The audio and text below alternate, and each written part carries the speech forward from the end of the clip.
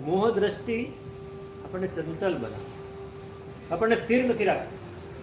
તમે વિચારો કે કઈ વસ્તુમાં આપણે સ્થિર રહી શકીએ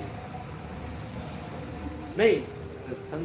સંસારની વાત કરું, તમે કોઈક વસ્તુ પસંદ કરી એમાં સ્થિર રહી શકે?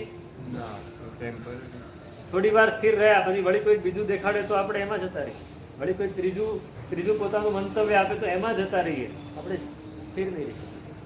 પરમાં સ્થિર રહેતા શીખશું તો સ્વમાં પણ શીખીશું.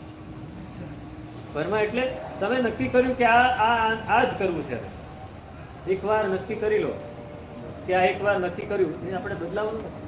આપણે શું કે તો હવે જેવી પરિસ્થિતિ આવે એ પ્રમાણે બદલાવવું પડે નહીં. આપણા પૂર્વજો બદલાતા નથી.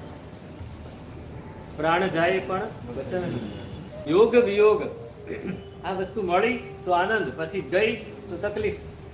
યોગ વિયોગ દાવાનલ લાગત પાવત નાહી વિચાલો. એને લીધે શું થાય? સતત ચંચળતા હોય ને એટલે યોગ વિયોગની આગ પ્રત્યાજ કરે. જો આપણે સ્થિર હોઈએ તો યોગ થયો કે વિયોગ થયો કાંઈ ફેર પડતો કોઈ ફેર પડતો